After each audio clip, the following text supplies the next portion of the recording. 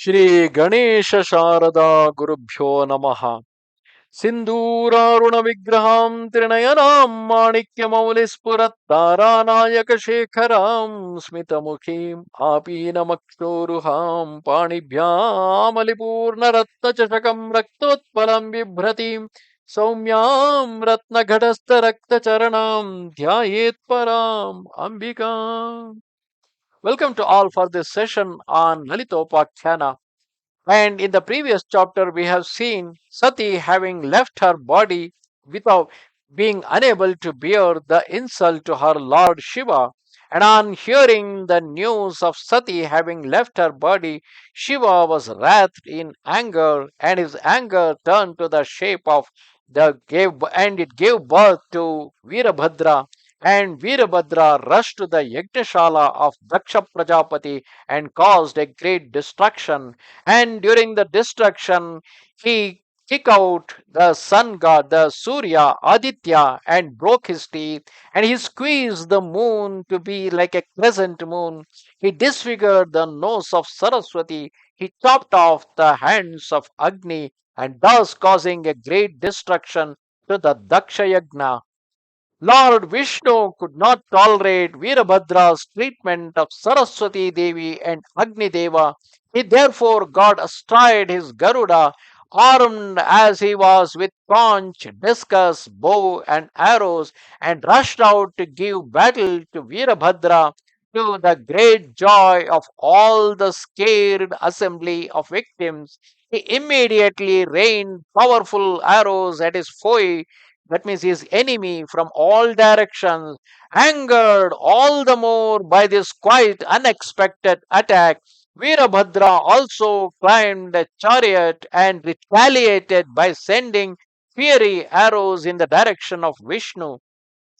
Thus started, they went on exchanging many a mighty astra and shastras, as though two wild and mad elephants were at war, and the three worlds trembled with their movements.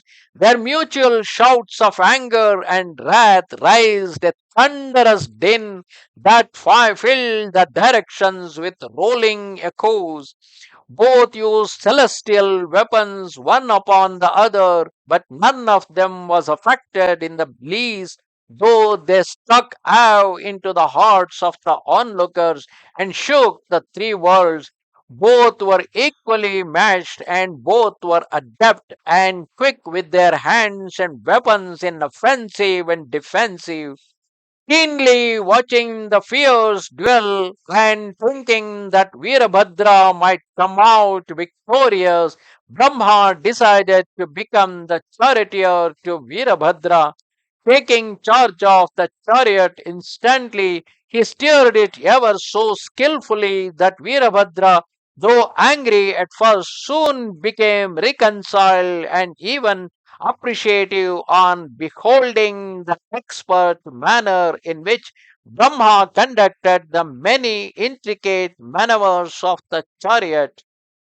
Continuing the duel, Veerabhadra showered multiple weapons of tremendous power at Vishnu, who retaliated with equal might. Thus proceeded a long drawn out battle between the mighty son of Pinakini and Sarangapani, filling the three worlds with amazement, causing earthquakes, typhoons, hurricanes, floods, gales, and storms, and outbreaks of fire. The firmament have reverberated with dire thunder and lightning, at last discovering that it was impossible to subdue Veerabhadra by any ordinary methods. Janardana decided to take his life once and for all by using his invincible discus Sudarshana, feared in all the world for its efficacy. So, twirling it around his right index finger, he let loose the mighty Sudarshana, and it roared into the intervening space with such tremendous momentum and acceleration that it flew, cleaving the air with incandescent jets of flame spouting off tangentially from its thousand revolving teeth. Seeing Vishnu's discus approaching him thus, Veerabhadra coolly opened his vast mouth and swallowed the Sudarshana chakra at one gulp and was none the worse of it. Lord Vishnu was astonished at this miracle and was filled with admiration for Veerabhadra. Instantly he flew to his side in great ecstasy and praised his erstwhile opponent thus: O Veerabhadra Mahavira, there is none to equal you here, nor in the seven worlds. None can now stop you from punishing the wicked, thoughtless Daksha. You were born of the body of Shiva himself to punish these evildoers, and I see that none can oppose you nor come in your way. Who is there to stand equal to you in might and strength? When my invincible discus Sudarshana, which is capable of powdering a diamond hard mountain, has not made a scratch on you, it was disappeared into your body now and seems as though it had never existed. It is a wonder how you swallowed this all destructive and up to now invincible discus as though it were a ball of sweet.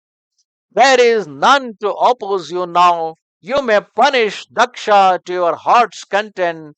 Daksha, the enemy of Shankara, caused his own daughter to burn herself and must certainly now meet his own doom.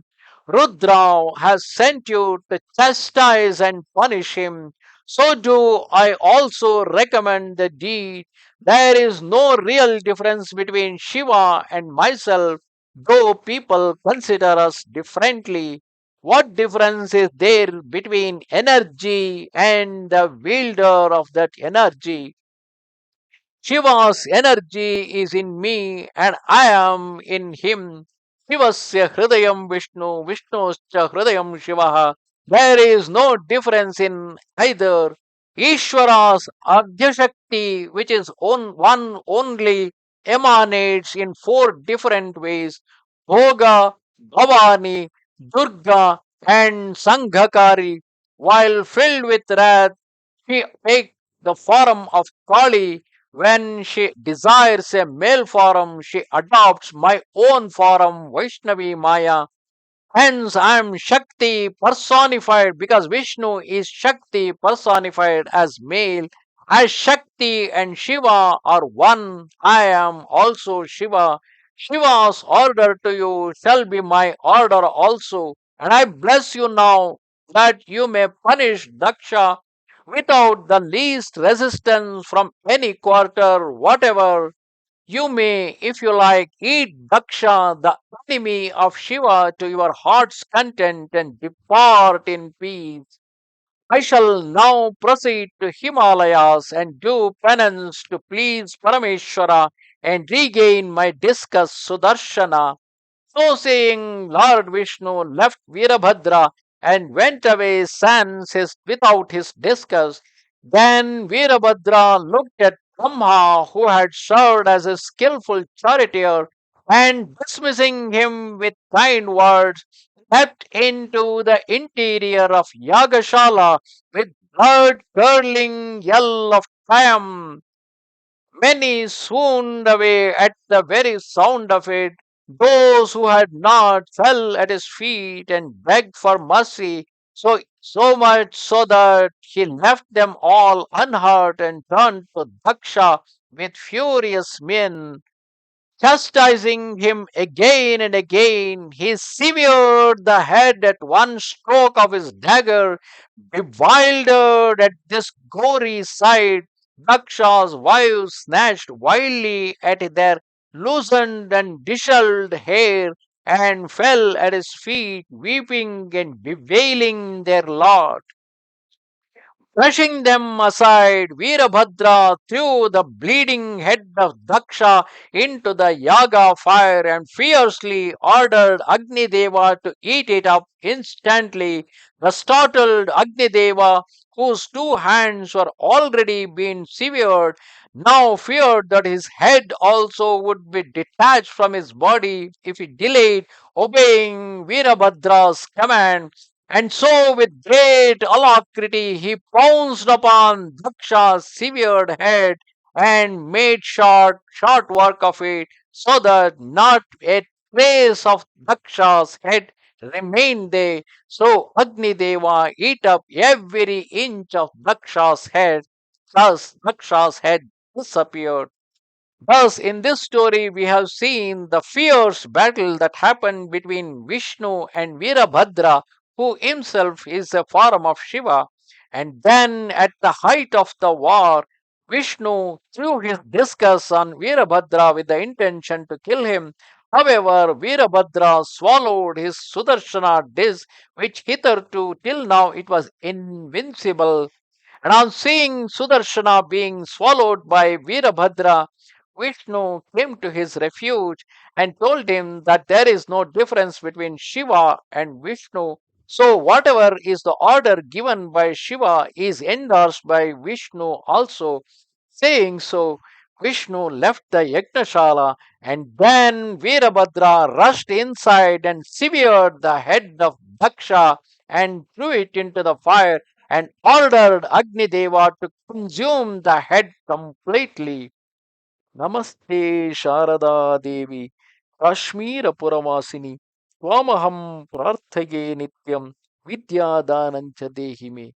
Goodbye.